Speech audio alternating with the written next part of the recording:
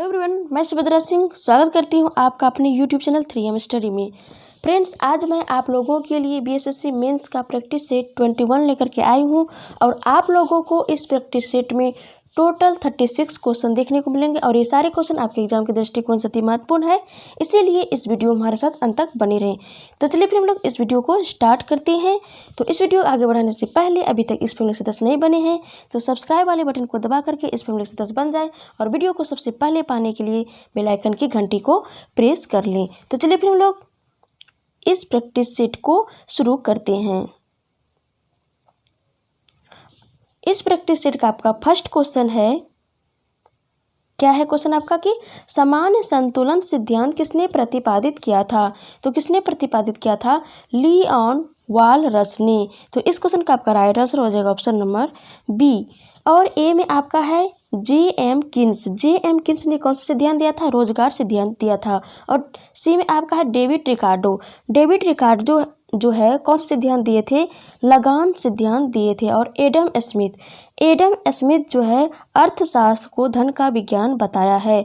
तो Adam Smith जो है अर्थशास्त्र को जो धन का विज्ञान बताया है तो वह कौन से बुक में बताया है? तो एडम स्मिथ ने एक बुक लिखे हैं वेल्थ ऑफ नेशन। कौन सा? Wealth of nation. इसी बुक में जो है एडम स्मिथ ने अर्थशास्त्र को धन का विज्ञान बताया है। तो इन सारे पॉइंट को आप लोग माइंड में रखेंगे क्योंकि एग्जाम के दृष्टिकोण से अति महत्वपूर्ण है। और हाँ, इस प्रैक्टिस सेट में आप लोगों को 36 क्वेश्चन देखने को मिलेंगे और वीडियो के लास्ट में आप लोग यह कमेंट करके बताएं कि 36 में से आपका कितना राइट हुआ, कितना रॉन्ग हुआ और नेगेटिव मार्किंग को काट करके आपका कितना मार्क्स आ रहा है, तो ये भी आप लोग बताएं। तो क्लियर, अब बढ़ते हैं आपके अगले क्वेश्चन की ओर। क्वेश्चन आपका 2 में है कि भारत के राष्ट्रपति के पद के लिए कौन शपथ दिलाता है? तो कौन शपथ दिलाता है? भारत के मुख्य न्यायाधीश या सर्वोच्च न्यायालय के मुख्य न्यायाधीश? दोनों बात एक ही हुआ। तो इस क्वेश्चन का आपका राइट आंसर हो जाएगा ऑप्शन नंबर बी। और हम लोग और सब पद जो होते हैं जैसे कि राज्यपाल, प्रधानमंत्री, ये सभी को कौन शपथ दिलाते हैं? तो आइए हम लोग उसके बारे में क्विकली जान लेते हैं। तो राष्ट्रपति बारे में चर्चा किए ही। राष्ट्रपति को शपथ कौन दिलाता है? तो मुख्य न्यायाधीश दिलाता है। और यह राष्ट्रपति जो है किसको अपना त्यागपत्र सौंप सकता है? तो वह उपराष्ट्रपति को सौंप सकता है। उपराष्ट्रपति को कौन शपथ दिलाता है? तो राष्ट्रपति शपथ दिलाता है। और यह किसको त्यागपत्र सौंप सकता है? उपराष्ट्रपति। तो राष्ट्रपति को त्यागपत्र सौंप सकता है। राज्यपाल की नियुक्ति राज्यपाल का जो शपथ दिलाते हैं, राज्यपाल को जो शपथ दिलाते हैं कौन दिलाते हैं? तो उच्च न्यायालय के मुख्य न्यायाधीश दिलाते हैं। और त्यागपत्र जो है यह राष्ट्रपति को सौंपता है। मुख्य न्यायाधीश को शपथ कौन दिलाते हैं? राष्ट्रपति दिलाते हैं। और त्यागपत्र किसको सौंप सकता है? तो यह राष्ट्रपति को सौंप सकता है। प्रधानमंत्री को शपथ कौन दिलाते हैं? राष्ट्रपति। और किसको त्यागपत्र यह सौंप सकते हैं? तो यह राष्ट्रपति को त्यागपत्र सौंप सकते हैं। तो इन सारे पॉइंट को आप लोग माइंड में रखेंगे। क्लियर, अब बढ़ते हैं आपके अगले क्वेश्चन को। क्वेश्चन में आपके थर्ड में है कि वर्ष 1917 में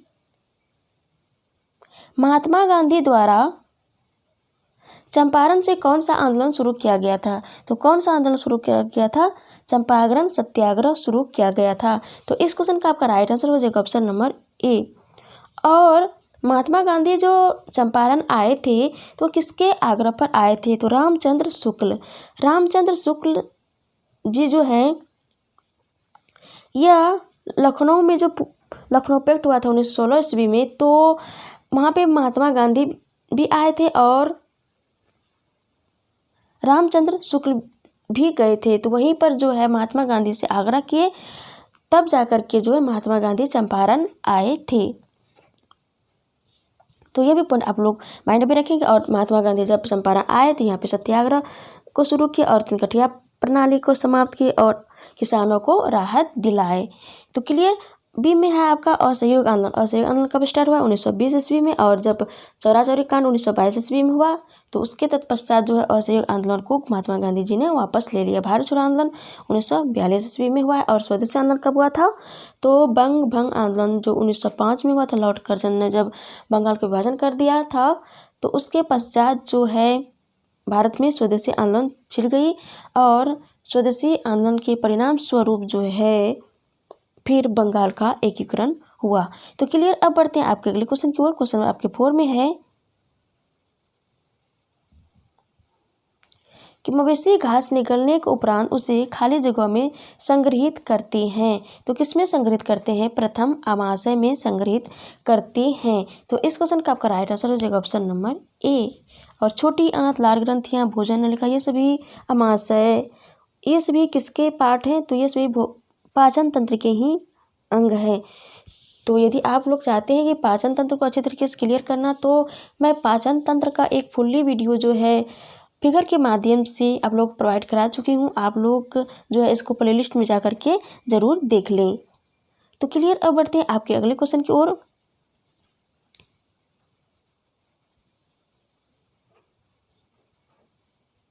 क्वेश्चन आपके 5 में है कि निम्नलिखित में से कौन मानव शरीर के विभिन्न अंगों का ऑक्सीजन वाहक है? तो कौन है ऑक्सीजन वाहक?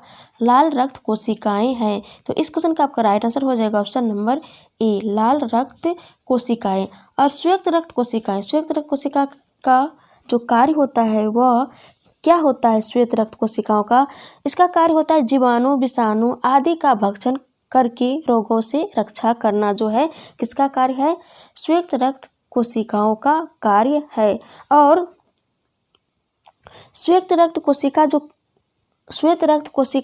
का जो और कार्य होता है, क्या कार्य होता है इसके अलावा? जैसे जीवाणु, विषाणु आदि का भक्षण करना, और इन सभी का भक्षण करके रोगों से शरीर की रक्षा करना जो है किसका कार्य है? तो श्वेत रक्त कण का है। इसके साथ साथ जो है रक्त का थक्का जमने में और घाव को भरने में भी यह सहायता करता है श्वेत रक्त कण। प्लाज्मा, प्लाज्मा क्या होता है? प्लाज्मा जो होता है यह अजीवित तरल भाग होता है। तो ये भी पॉइंट आप लोग माइंड में रखेंगे। आपका डी में है तंत्रिकाएं। तंत्रिकाएं क्या होता है? तंत्रिकाएं सोचने, समझने या किसी चीज़ को याद रखने तथा विभिन्न अंगों में सामंजस्य स्थापित करने का कार्य करता है। कौन? तंत्रिका करता है। तो क्लियर। अब बढ़ते हैं आपके अगले क्वेश्चन की ओर।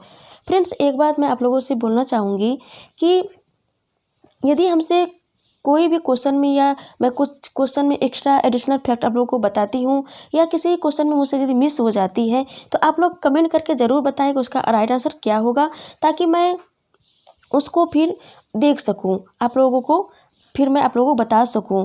क्योंकि यह फैमिली जो चलती है सिर्फ मेरे बदौलत नहीं चलती है, बल्कि आप सभी की बदौलत चलती है। तो इसीलिए आप लोग ज़रूर बताएं, चाहे मैं एडिशनल फैक्ट बताऊं, उसमें यदि मुझसे मिस हो जाती है, या कोई क्वेश्चन में यदि मुझसे मिस हो जाती है, तो आप लोग कमेंट करके ज़रूर बताएं। तो क्लियर। अब आते हैं आपके क्वेश्चन नंबर 6 की ओर। क्वेश्चन आपके 6 में है कि मानव शरीर के गुर्दे इनमें से कौन सा कार्य करती हैं? तो कौन सा कार्य करते हैं?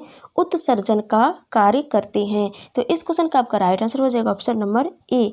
तो मानव शरीर के ऐसे कौन कौन से अंग हैं जो कि उत्सर्जन का कार्य करते हैं? तो कौन कौन से हैं? जैसे कि आपका त्वचा हो गया, किडनी हो गया, फेफड़ा हो गया, यकृत हो गया, आंत हो गया, ये सभी जो है उत्सर्जन का कार्य करते हैं। तो क्लियर। अब आते हैं आपके अगले क्वेश्चन की ओर। क्वेश्चन आपका 7 में है कि जब प्रकाश किसी किनारे या किसी दरार से गुजरती है तो खाली जगह की वजह से मुड़ जाती है। तो किसके कारण जो है मुड़ जाती है? वह विवर्तन के कारण मुड़ जाती है। तो इस क्वेश्चन का आपका राइट आंसर हो जाएगा ऑप्शन नंबर सी। और हम लोग इससे रिलेटेड और कुछ फैक्ट को जान लेते हैं। जैसे कि इंद्रधनुष जो बनता है वह किस तरह से बनता है? तो प्रकाश का पूर्ण आंतरिक परावर्तन, अपवर्तन एवं परावर्तन के कारण जो है इंद्रधनुष बनता है। और जैसे कि रात्रि में जो तारे टिमटिमाते हैं, तो ये किसके कारण? प्रकाश के अपवर्तन के कारण ही रात्रि में तारे टिमटिमाते हैं। और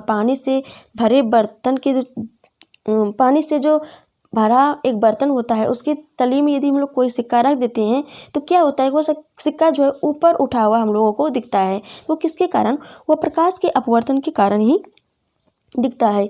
और यदि हम लोग जल में कोई छड़ या छड़ी को डुबो देते हैं तो वह क्या लगता है कि, लेकिन वह छड़ जो या छड़ी जो होती है सीधी हम लोग डुबो देते हैं, लेकिन देखने में लगता है कि वह छड़ जो है टेढ़ी है। तो वह किसके कारण, वह जो है प्रकाश के अपवर्तन के कारण ही जो है वह छड़ जो है टेढ़ी हम लोगों को दिखाई देती है।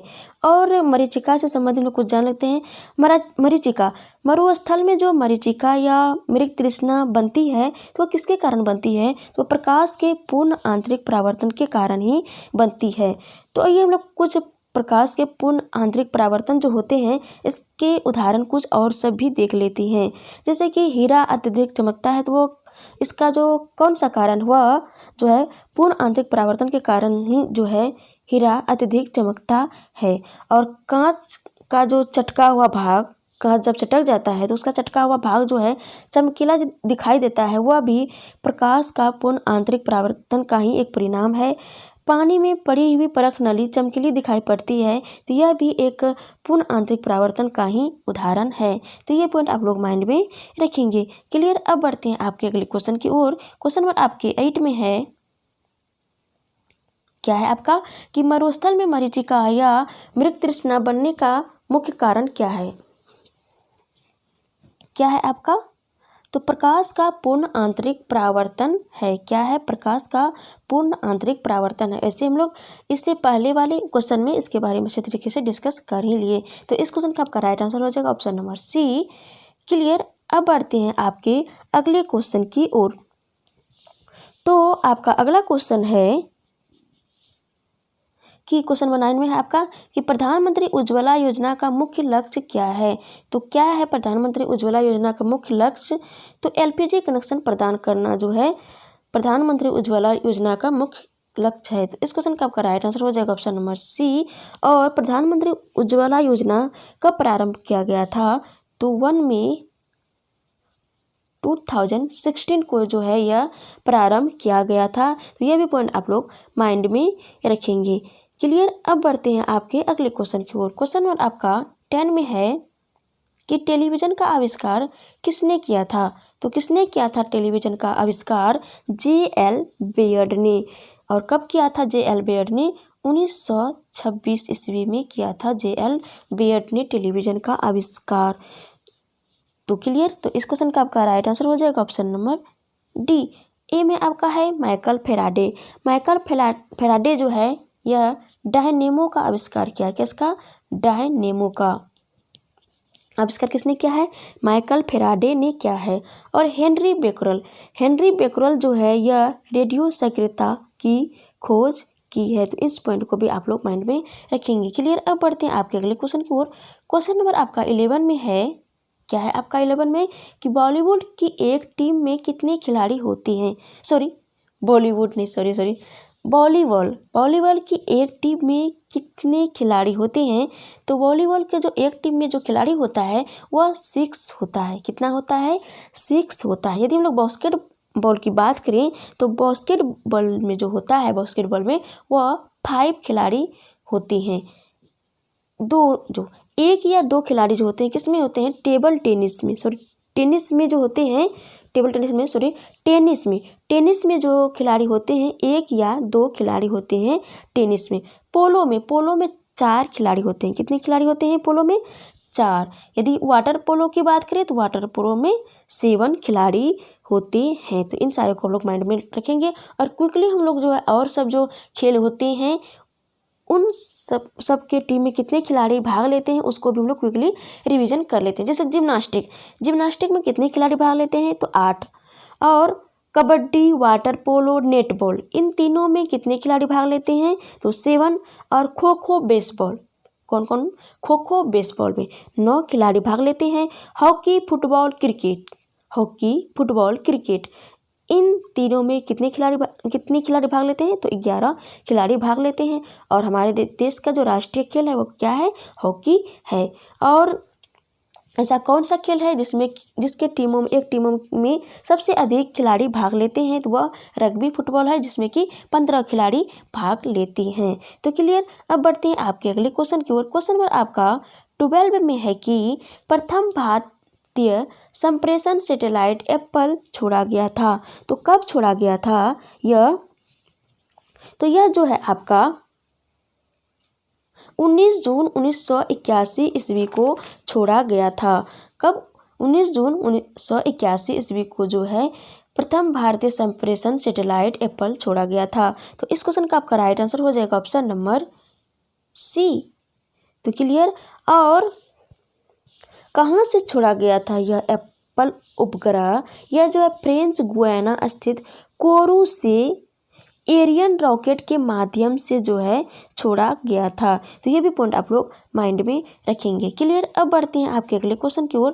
क्वेश्चन नंबर आपका 13 में है कि नेहरू ट्रॉफी किस खेल से संबंधित है? तो नेहरू ट्रॉफी जो है हॉकी से संबंधित है। तो इस क्वेश्चन का आपका राइट आंसर हो जाएगा ऑप्शन नंबर ए। और फुटबॉल से जो है सुब्रतो कप, संतोष ट्रॉफी, ये सभी जो है फुटबॉल से संबंधित है। तो क्लियर। अब बढ़ते हैं आपके अगले क्वेश्चन की ओर। क्वेश्चन आपका 14 में है कि गुड अर्थ नामक पुस्तक किसने लिखी है? तो किसने लिखी है? पर्ल एस बक ने। तो इस क्वेश्चन का आपका राइट आंसर हो जाएगा ऑप्शन नंबर ए। क्लियर। अब बढ़ते हैं आपके अगले क्वेश्चन की ओर। क्वेश्चन आपका 15 में है कि ऑरेंज क्रांति निम्नलिखित में से किस एक देश से संबंधित है? तो किस देश से संबंधित है? यह जो है यूक्रेन से संबंधित है। तो इस क्वेश्चन का आपका राइट आंसर हो जाएगा ऑप्शन डी, यूक्रेन। और यूक्रेन का जो कैपिटल है कहाँ पे है? कीव में है। और बी में आपका है सूडान। सूडान का कैपिटल कहाँ पे है? खार्तूम। और इसका जो करेंसी है क्या है? पाउंड है। और ब्राज़ील का कैपिटल कहाँ पे है? ब्राजीलिया है। और तुर्की का अंकारा लीरा। तो आप लोग कमेंट करके यह बताएं कि ब्राज़ील का करेंसी क्या है, यूक्रेन का करेंसी क्या है और तुर्की का करेंसी क्या है। इन तीनों का करेंसी आप लोग जरूर बताएं कमेंट करके। तो क्लियर। अब बढ़ते हैं आपके अगले क्वेश्चन की ओर। क्वेश्चन नंबर आपके 16 में है। क्या है आपके क्वेश्चन नंबर 16 में? क्वेश्चन आपके 16 में निम्नलिखित में से कौन सा युग में सही सुमेलित नहीं है? तो ए में आपका है ईडन गार्डन तो कोलकाता में है, यह तो आपका सुमेलित है। बी में है वानखेड़े स्टेडियम, यह मुंबई में, हाँ ये मुंबई में है, यह भी आपका सुमेलित है। चिन्ना स्वामी स्टेडियम चेन्नई, रॉन्ग है यह जो है चिन्ना स्वामी स्टेडियम जो है कहाँ पे है आपका? बेंगलुरु में है। कहाँ पे है? बेंगलुरु में चिन्ना स्वामी स्टेडियम है। और ग्रीन पार्क जो है कहाँ पे है? यह जो है ग्रीन पार्क स्टेडियम कानपुर में है, यह भी आपका राइट है। तो आपका रॉन्ग क्या हो गया? सी। तो इस क्वेश्चन का आपका राइट आंसर हो जाएगा ऑप्शन नंबर सी। चिन्ना स्वामी स्टेडियम जो है कहाँ पे है? बेंगलुरु में है, चेन्नई में यह नहीं है। तो क्लियर।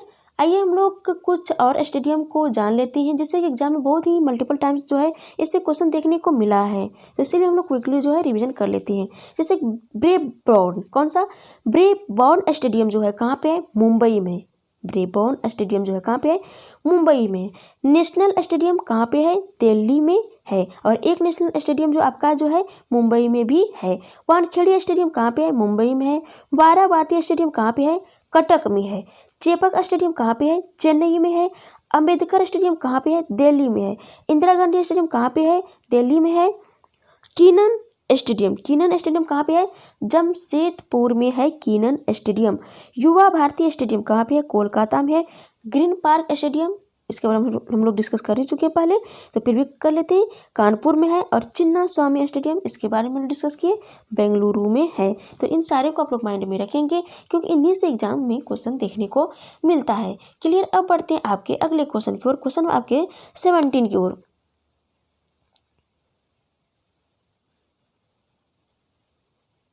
क्वेश्चन नंबर आपके 17 में है कि निम्नलिखित में से किसे भारत का मैनचेस्टर कहा जाता है? तो किसको कहा जाता है भारत का मैनचेस्टर? अहमदाबाद को कहा जाता है। तो इस क्वेश्चन का आपका राइट आंसर हो जाएगा ऑप्शन नंबर डी। यदि हम लोग उत्तर भारत का मैनचेस्टर की बात करें तो उत्तर भारत का मैनचेस्टर कौन सा है? कानपुर है। क्लियर। ए में आपका मुंबई है। मुंबई को हम लोग किस किस नाम से जानते हैं? तो मुंबई को हम लोग भारत का प्रवेश द्वार भी कहते हैं, और मुंबई को हम लोग 7 टापुओं का नगर भी कहते हैं, भारत का हॉलीवुड कहते हैं, और मुंबई को हम लोग सूती वस्त्र की राजधानी कहते हैं। तो इन सारे नाम से जो हम लोग मुंबई को जानते हैं। और सी में आपका कानपुर हो गया, जो कि उत्तर भारत का मैनचेस्टर है। तो इन सारे को आप लोग माइंड में रखेंगे। और जो है जैसे कि भारत का पिट्सबर्ग किसे कहा जाता है, जमशेदपुर को कहा जाता है मसालों का बगीचा। केरल डेक्कन ऑफ क्वीन, पुणे जिलों का नगर कहाँ पे है, श्रीनगर। सूर्यनगरी आपका हो गया जोधपुर। राजस्थान का गौरव चित्तौड़गढ़ को कहा जाता है। कोयला नगरी आपका धनबाद हो गया। उसके बाद डायमंड हार्बर कहाँ पे है, तो कोलकाता में है। बुनकरों का शहर पानीपत है। उसके बाद 5 नदियों की भूमि पंजाब। ईश्वर का निवास स्थान कहाँ पे है, प्रयाग में है। पूर्व का वेनिस कौन सा है, कोच्चि है। पहाड़ों की नगरी कौन है, डूंगरपुर है। आपका पृथ्वी का स्वर्ग कौन सा है, श्रीनगर है। बगीचे का स्वर्ग कौन सा है, कपूरथला है। भारत का वेस्टर्न किसे कहते हैं हम लोग, अहमदाबाद को ही कहते हैं। अगेन भारत का उद्यान हम लोग किसको कहते हैं, बेंगलुरु को कहते हैं। गोल्डन सिटी हम लोग किसको कहते हैं, अमृतसर को कहते हैं। और बिहार का शोक किसको कहते हैं, गोदावरी को। वृद्धगंगा हम लोग किसको कहते हैं, बिहार का शोक हम लोग किसको कहते हैं, कोसी नदी को। और विदर्भ किसको कहते हैं, गोदावरी को कहती हैं। तो इन सारे को आप लोग माइंड में रखेंगे। तो क्लियर। अब बढ़ते हैं आपके अगले क्वेश्चन की ओर। भारतीय राष्ट्रीय कांग्रेस की पहली महिला अध्यक्ष कौन थी, तो कौन थी भारतीय राष्ट्रीय कांग्रेस की पहली महिला अध्यक्ष, तो वह जो थी एनी बेसेंट थी। यदि हम लोग यह बात करें कि भारतीय राष्ट्रीय कांग्रेस की पहली भारतीय महिला अध्यक्ष कौन थी, तब हो जाता आपका सरोजनी नायडू। लेकिन इस क्वेश्चन का आपका राइट आंसर जो हो जाएगा ऑप्शन नंबर सी हो जाएगा। और विजया लक्ष्मी पंडित कौन थी, तो यह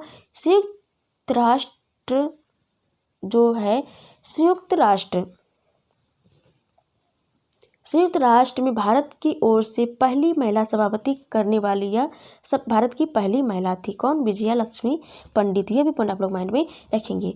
और बी में आपका है भीकाजी कामा। आप लोग कमेंट करके यह बताएं कि भीकाजी कामा कौन थी। तो क्लियर। अब बढ़ते हैं आपके अगले क्वेश्चन की ओर।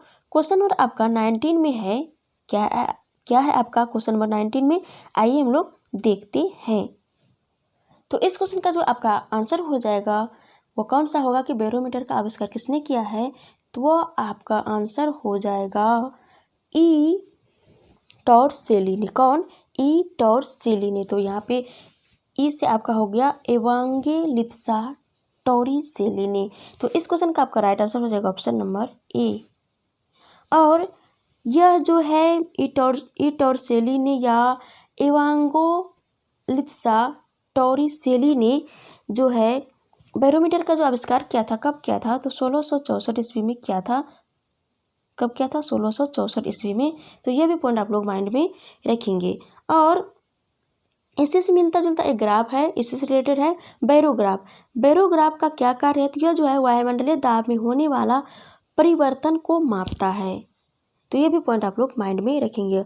और वायुमंडलीय दाब का जो SI मात्रक होता है वह क्या होता है, बार होता है। तो इसको भी यह पॉइंट भी आप लोग माइंड में रखेंगे।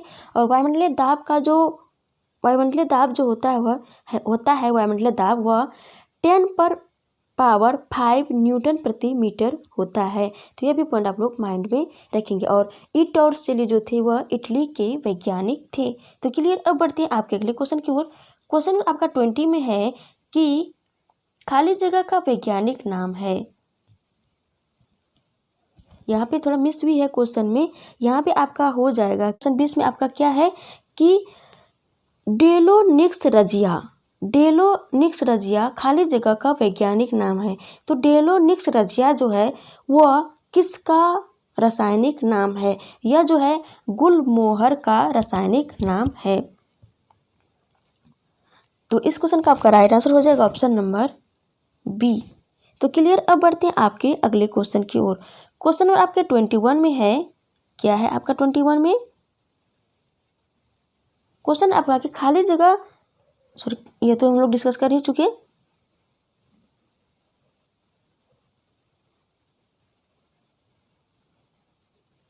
क्वेश्चन अब नंबर आपका 21 में है कि खाली जगह, इससे पहले वाले क्वेश्चन हम लोग डिस्कस किए थे। हम सोचे कि इसमें भी खाली जगह है तो वही क्वेश्चन कहीं तो नहीं है, तो खैर वो दूसरा क्वेश्चन था। यह आपका 21 का है क्वेश्चन। तो 21 में क्वेश्चन है आपका कि खाली जगह प्रजाति के अंतर्गत आता है तो कौन जो है कौन से प्रजाति के अंतर्गत आता है। तो यहाँ भी आपका मिसप्रिंट हुई है, तो आपका यह हो जाएगा कि अमीबा। क्या? अमीबा खाली जगह प्रजाति के अंतर्गत आता है। तो अमीबा जो है कौन से प्रजाति के अंतर्गत आता है? यह प्रोटोजोआ प्रजाति के अंतर्गत आता है। और प्रोटोजोआ संघ के जो भी जीव होते हैं वह एक कोशिकीय होते हैं। क्या होते हैं? एक कोशिकीय होते हैं। और इस तरह के जीव में जो जीवद्रव पाया जाता है उसमें एक या एक से अधिक केंद्रक पाए जाते हैं। तो ये भी पॉइंट आप लोग माइंड में रखेंगे। और इस संघ के जो जीव होते हैं स्वतंत्रजीवी एवं परजीवी दोनों प्रकार के होते हैं। तो इस पॉइंट को आप लोग माइंड में रखेंगे। तो क्लियर। अब बढ़ते हैं आपके अगले क्वेश्चन की ओर और इससे रिलेटेड हम लोग और कुछ जान लेते हैं। जैसे केचुआ और जोग जो होता है एनालिडा संघ के होते हैं और साइकन स्पंज ये जो है पोरीफेरा संघ के होते हैं। तो ये भी पॉइंट आप लोग माइंड में रखेंगे। क्लियर। अब बढ़ते हैं आपके अगले क्वेश्चन की ओर। क्वेश्चन में आपका 22 में है कि निम्नलिखित में से कौन सा सफ़ेद फास्फोरस है। तो कौन सा सफ़ेद फास्फोरस है आपका? तो P4 जो है आपका सफ़ेद फास्फोरस है। तो यहाँ पर भी ऑप्शन में थोड़ा मिस भी है, तो यहाँ पे P1 की जगह आपका P4 होगा और C में आपका जो है P3 है। तो इस क्वेश्चन का आपका राइट आंसर हो जाएगा ऑप्शन नंबर ए P4 हो जाएगा। कि निम्नलिखित में से कौन जो है सफ़ेद फास्फोरस है? तो P4 जो है आपका सफ़ेद फास्फोरस कहलाता है। और सफ़ेद फास्फोरस जो होता है यह अधिक ज्वलनशील पदार्थ होता है। लाल फास्फोरस इससे रिलेटेड है एक लाल फास्फोरस, तो हम लोग उसको भी जान लेते हैं। लाल फास्फोरस का जो यूज़ किया जाता है किसमें किया जाता है? दिया सलाई बनाने में किया जाता है। और फास्फोरस का जो यूज़ किया जाता है दवा एवं उर्वरक के निर्माण में किया जाता है। हड्डी में फास्फोरस अधिक मात्रा में होती है। तो ये भी पॉइंट आप लोग माइंड में रखेंगे। और एक होता है सुपर फास्फेट। क्या होता है? सुपर फास्फेट जो तैयार किया जाता है वह हड्डियों को पीसकर तैयार किया जाता है। तो ये भी पॉइंट आप लोग माइंड में रखेंगे। क्लियर। अब बढ़ते हैं आपके अगले क्वेश्चन की ओर। क्वेश्चन में आपका 23 में है, क्या है आपका? कि क्षारीय धातुओं का गुण। क्षारीय धातुओं का जो गुण होता है वह क्या होता है? तो क्षारीय धातुओं का जो गुण होता है वह यह होता है कि इलेक्ट्रॉनों को वह आसानी से क्या कर देता है? छोड़ देती है या त्याग देती है। तो देखते हैं कौन सा ऑप्शन में आपका है। ऑप्शन आपका डी में है। तो इस क्वेश्चन का आपका राइट आंसर हो जाएगा ऑप्शन नंबर डी हो जाएगा। तो क्लियर। अब बढ़ते हैं आपके अगले क्वेश्चन की ओर। क्वेश्चन में आपका 24 में है, क्या है? कि कंचनजंगा राष्ट्रीय उद्यान खाली जगह में है। तो कहाँ पे है यह सिक्किम में है। कंचनजंगा राष्ट्रीय उद्यान कहाँ पे है? यह सिक्किम में है। और कंचनजंगा जो है भारत की सबसे ऊंची चोटी है और इसकी जो कुल ऊंचाई है कितना है? 8598 मीटर है। तो ये भी पॉइंट आप लोग माइंड में रखेंगे। क्लियर। और सिक्किम की बात करें तो सिक्किम के बारे में कुछ जान लेते हैं। सिक्किम का कैपिटल जो है कहाँ पे है? सिक्किम का कैपिटल वह है आपका गंगटोक है। और सिक्किम भारत का एकमात्र ऐसा राज्य प्रथम राज्य बना जो कि जैविक खेती के लिए सिक्किम जो है प्राथमिकता प्राप्त की है। तो ये भी पॉइंट आप लोग माइंड में रखेंगे। और सिक्किम की जो स्थापना हुई थी कब हुई थी? 1975 ईस्वी में हुई थी। तो इस बात को भी आप लोग माइंड में रखेंगे। क्लियर। अब बढ़ते हैं आपके अगले क्वेश्चन की ओर। क्वेश्चन नंबर आपका 25 में है कि कर्मा नृत्य किस राज्य से संबंधित है। तो कर्मा नृत्य जो है आपका मध्य प्रदेश से संबंधित है। तो इस क्वेश्चन का आपका राइट आंसर हो जाएगा ऑप्शन नंबर सी हो जाएगा। ए में आपका पश्चिम बंगाल है। तो पश्चिम बंगाल में कौन कौन से जो नृत्य है वो फेमस है? तो काठी, गंभीरा, ढाली, जात्रा, बाउल, कीर्तन ये सभी पश्चिम बंगाल का लोक नृत्य है। आपका डी में है उत्तर प्रदेश। उत्तर प्रदेश में कौन से लोक नृत्य फेमस है? तो वो आपका है नौटंकी, रासलीला, झूला, कजरी, चाचरी, जैता ये सभी जो है कहाँ के लोक नृत्य है? उत्तर प्रदेश के। बी में आपका है सिक्किम। तो सिक्किम का कौन कौन सा लोक नृत्य फेमस है? तो छू फाट छू फाट नृत्य, सिकमारी नृत्य, सिंघई चाम नृत्य, यांग झाई नृत्य, डेंग जाओ निन्हा नृत्य, तासी यांगकू नृत्य, खुखुरी नाच, चुटके नाच, मरूनी नाच ये सभी जो है सिक्किम के क्या है? लोक नृत्य हैं। तो ये भी पॉइंट आप लोग माइंड में रखेंगे। और असम के बिहू जो है वो लोक नृत्य है, लेकिन असम के शास्त्रीय नृत्य की बात करें तो वह जो है सात्विया जो है वह शास्त्रीय नृत्य है। तो क्लियर। और मैं यहाँ पे आप लोगों से एक बात बोलना चाहूँगी कि भारत में 7 शास्त्रीय नृत्य हैं। तो वो कौन कौन से नृत्य हैं और कौन कौन से राज्य में यह नृत्य फेमस है, तो यह भी आप लोग जो है कमेंट बॉक्स में कमेंट करके ज़रूर बताएं। तो क्लियर। अब बढ़ते हैं आपके अगले क्वेश्चन की ओर। क्वेश्चन है आपका कि 26 में क्वेश्चन है आपका कि सल्फर डाइऑक्साइड का प्रदूषण निम्नलिखित में से किसके अत्यधिक वृद्धि होने का सूचक है। तो किसके अत्यधिक वृद्धि होने का सूचक है? लाइकेन का। किसका? लाइकेन का है। तो इस क्वेश्चन का आपका राइट आंसर हो जाएगा ऑप्शन नंबर बी। और ए में आपका शैवाल है। तो शैवाल के बारे में हम लोग डिस्कस कर लेते हैं कुछ। शैवाल जो होता है यह मांस पुष्पीय और अपुष्पीय पौधों जगत का होता है शैवाल। कौन? शैवाल होता है। तो ये भी पॉइंट आप लोग माइंड में रखेंगे। और एक कवक होता है। कवक का जो कोशिका भित्ति जो होती है बनी होती है वो किसकी बनी होती है? काइटिन की बनी होती है। आपका सी में है ब्रायोफाइटा। ब्रायोफाइटा जो होता है सबसे सरल स्थलीय पौधों का समूह होता है ब्रायोफाइटा। ब्रायोफाइटा क्या होता है? यह जो होता है सबसे सरल स्थलीय पौधों का समूह होता है। तो ये भी पॉइंट आप लोग माइंड में रखेंगे। और इस तरह के पौधों के समूह को हम लोग क्या कहते हैं? एम्फीबिया वर्ग भी इसको हम लोग कहते हैं। तो इस पॉइंट को भी आप लोग माइंड में रखेंगे। क्लियर। अब बढ़ते हैं आपके अगले क्वेश्चन की ओर। क्वेश्चन में आपका 27 में है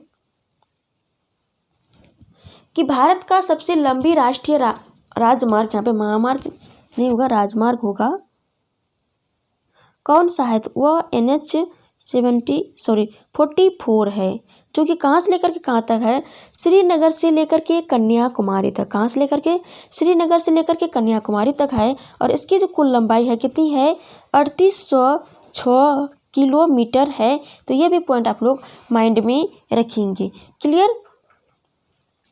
और मैं राष्ट्रीय राजमार्ग से रिलेटेड जो है वीडियो आप लोगों को प्रोवाइड करा चुकी हूँ। यदि आप लोग चाहते हैं कि राष्ट्रीय राजमार्ग को बहुत ही अच्छे तरीके से क्लियर करें और सारे राष्ट्रीय राजमार्ग को अच्छे से क्लियर करें, तो मैं इस पर 2 वीडियो बनाई हूँ। एक मेरा शुरुआती वीडियो था जिसमें कि मैं थोड़ा बोलने में हिचकिचाई हूँ, बट उसमें कंटेंट बहुत ही अच्छा है। मैं फिगर के माध्यम से उस वीडियो को बताई हूँ और कंटेंट बहुत ही बेहतर है।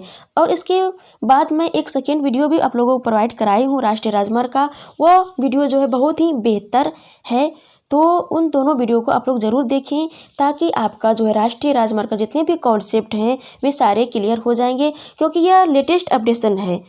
क्योंकि जितने भी वीडियो मिलेंगे आपको वह पुराने वीडियो हैं, लेकिन मैं जो है इसमें अपडेट करके बताई हूँ, क्योंकि बहुत सारे ऐसे राष्ट्रीय राजमार्ग हैं जिसका कि नाम जो है चेंज हुआ है। तो इसीलिए मैं आप लोगों को बोल रही हूँ कि आप लोग ज़रूर देखें राष्ट्रीय राजमार्ग। जैसे कि राष्ट्रीय राजमार्ग 2 का नाम भी चेंज हुआ है, 5 का नाम भी चेंज हुआ, इस तरह से और भी राष्ट्रीय राजमार्गों के जो नाम है वह चेंज हुए हैं। तो इसीलिए आप लोग उसको ज़रूर देखें। तो क्लियर। अब बढ़ते हैं आपके अगले क्वेश्चन की ओर।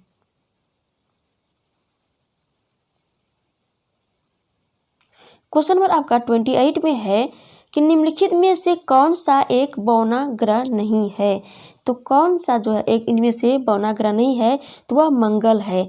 मंगल जो है बौना ग्रह नहीं है। और सभी जो है यह बौना ग्रह की गिनती में अब तक आ चुका है, लेकिन मंगल ग्रह जो है यह बौना ग्रह नहीं है। तो इस बात को आप लोग माइंड में रखेंगे। और मंगल ग्रह का 2 उपग्रह होते हैं। कौन कौन सा? फोबोस एवं डिमोस। ये दोनों जो है मंगल ग्रह के 2 उपग्रह हैं। तो यह भी आप लोग माइंड में रखेंगे। क्लियर। अब बढ़ते हैं आपके अगले क्वेश्चन की ओर। क्वेश्चन नंबर आपका 29 में है पानीपत का प्रथम युद्ध कब हुआ था?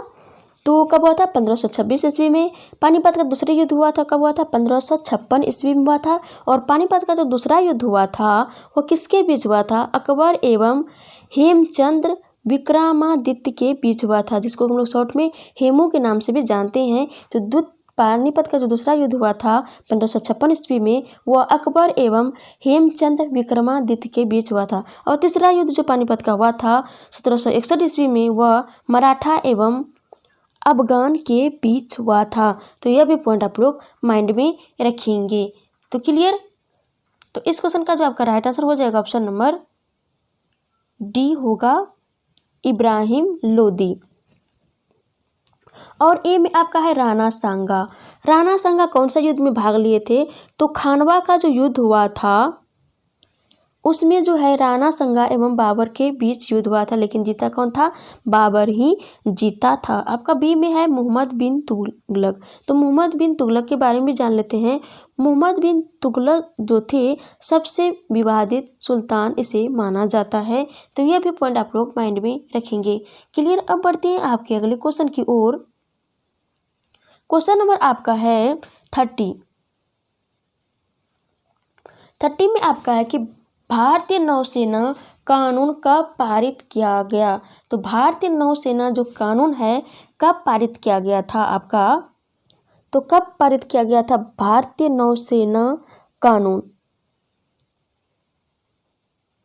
यह जो है आपका भारतीय नौसेना कानून 1927 ईस्वी में पारित किया गया था। तो इस क्वेश्चन का आपका राइट आंसर हो जाएगा ऑप्शन नंबर ए। 1927 ईस्वी में जो है भारतीय नौसेना कानून पारित किया गया था। और भारतीय नौसेना का जो प्रधान होता है, भारतीय नौसेना का प्रधान एडमिरल रैंक का chief of the naval staff होता है। तो इस पॉइंट को भी आप लोग माइंड में रखेंगे। और इससे रिलेटेड और भी पॉइंट जान लेते हैं कि भारतीय नौसेना का 3 कमांड होते हैं। कितने कमांड होते हैं? भारतीय नौसेना का 3 कमांड होते हैं, जो वाइस एडमिरल के अधीन होता है। ये तीनों कमांड जो होते हैं भारतीय नौसेना के, वह वाइस एडमिरल के क्या होते हैं? अधीन होते हैं। तो वह 3 कमांड कौन कौन से होते हैं? पूर्वी कमांड होता है, दक्षिणी कमांड होता है और पश्चिमी कमांड होता है। पूर्वी कमांड का जो मुख्यालय कहाँ पे है? विशाखापट्टनम में है। पूर्वी कमांड का मुख्यालय कहाँ पे है? विशाखापट्टनम में है। दक्षिणी कमांड का मुख्यालय कहाँ पे है? आपका कोच्चि में है, जो कि कहाँ पे पड़ता है? केरल में पड़ता है। विशाखापट्टनम आपका आंध्र प्रदेश में पड़ता है। और पश्चिमी कमांड जो है वह कहाँ पे है? इसका मुख्यालय मुंबई में है। तो ये भी पॉइंट आप लोग माइंड में रखेंगे। और इससे रिलेटेड और एक पॉइंट है, इंडियन नेवल एकेडमी कहाँ पे है? तो वह कोच्चि में है।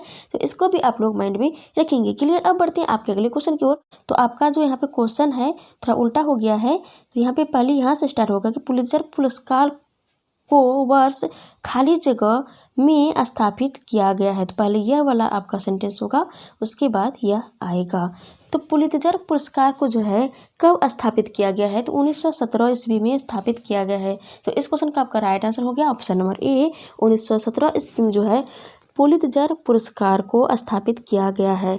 और यह पुरस्कार जो है पत्रकारिता के क्षेत्र में दिया जाता है और पत्रकारिता के क्षेत्र में यह सर्वोच्च पुरस्कार माना जाता है। और यह पुरस्कार जो है अमेरिका द्वारा दिया जाता है। तो यह भी पॉइंट आप लोग माइंड में रखेंगे। और भारत में पत्रकारिता का जो जनक कहा जाता है, किसे कहा जाता है? जेम्स अगस्तम हिक्की को माना जाता है। तो यह भी पॉइंट आप लोग माइंड में रखेंगे। क्लियर। अब बढ़ते हैं आपके अगले क्वेश्चन की ओर। क्वेश्चन नंबर आपका 32 है। क्या है देखते हैं कि एक वस्तु जब अस्थिर है, क्या है क्वेश्चन? एक वस्तु जब तक अस्थिर है तब तक वह अस्थिर ही रहेगी, और यदि एक वस्तु गति में है तो वह गति में ही रहेगी जब तक उस पर कोई बाह्य बल नहीं लगाया जाएगा। तो यह प्रक्रिया जो है न्यूटन का कौन सा गति नियम है? तो यह जो है प्रथम गति नियम है। कौन सा है? प्रथम गति नियम है। तो इस क्वेश्चन का आपका राइट आंसर हो जाएगा ऑप्शन नंबर ए। और यह नियम जो है बल की परिभाषा को प्रदर्शित करती है। तो इस बात को भी आप लोग माइंड में रखेंगे। और इस नियम को हम लोग जड़त्व का नियम और गैलीलियो का नियम भी, इस के प्रथम नियम को हम लोग जो है गैलीलियो का नियम और जड़त्व का नियम के नाम के रूप में भी हम लोग इसको जानते हैं। और न्यूटन को भौतिक विज्ञान का पिता भी माना जाता है। तो ये भी पॉइंट आप लोग माइंड में रखेंगे। और 1687 ईस्वी में, कितना में? 1687 ईस्वी में न्यूटन ने प्रिंसिपिया पुस्तक में सबसे पहले गति नियम को प्रतिपादित किया था। तो इस पॉइंट को भी आप लोग माइंड में रखेंगे, बहुत ही इम्पोर्टेंट है आपके एग्जाम के दृष्टिकोण से। और न्यूटन ने जो गति का दूसरा नियम दिया है वह किससे संबंधित है? वह बल का व्यंजक प्राप्त करने से संबंधित है। और तृतीय गति नियम, तीर्थ गति नियम के अनुसार प्रत्येक क्रिया के बराबर परंतु विपरीत दिशा में प्रतिक्रिया होती है। तो तीर्थ गति नियम में यही है कि कोई क्रिया यदि होती है, मान लीजिए कि इतना दूरी हम तय किए, कोई भी चीज़ फेंके, इतना दूरी में यह यहाँ तक गया, तो इस दिशा में जब यह हुआ तो उसी के विपरीत जो यह प्रतिक्रिया भी करेगी। तो ये न्यूटन के तीर्थ गति नियम में यह प्रदर्शित करता है। तो क्लियर। अब बढ़ते हैं आपके अगले क्वेश्चन की ओर। क्वेश्चन में आपका 33 में है, क्या है कि भारत के प्रधानमंत्री के सेवानिवृत्ति होने की उम्र क्या है। तो भारत के प्रधानमंत्री हो, चाहे राष्ट्रपति हो, उपराष्ट्रपति हो, कोई भी मंत्री हो, तो उसका जो सेवानिवृत्ति का जो उम्र होता है वो फिक्स नहीं होता है।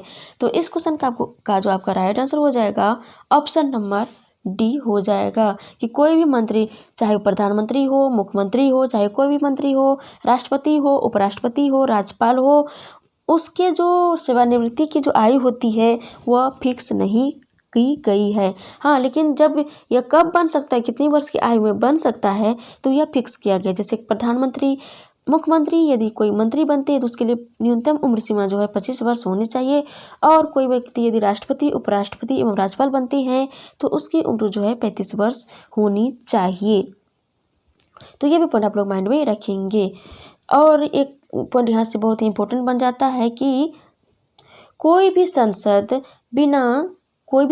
है तो कोई भी सांसद जो है वह सांसद बने बिना जो है या संसद के सदस्य बने बिना, या इसको हम लोग इस तरह से कह सकते हैं कि सांसद बने बिना या कोई व्यक्ति जो है संसद सदस्य बने बिना अधिकतम 6 माह तक वह मंत्री के पद पर रह सकता है। तो ये भी पॉइंट आप लोग माइंड में रखेंगे। क्लियर। अब बढ़ते हैं आपके अगले क्वेश्चन की ओर। क्वेश्चन आपका 34 में है, क्या है देखते हैं। यह है कि यदि राष्ट्रीय आपातकाल घोषित किया जाता है, क्या है क्वेश्चन आपका कि यदि राष्ट्रीय आपातकाल घोषित किया जाता है तो उसे प्रत्येक बात संसद का अनुमोदन प्राप्त करना आवश्यक है।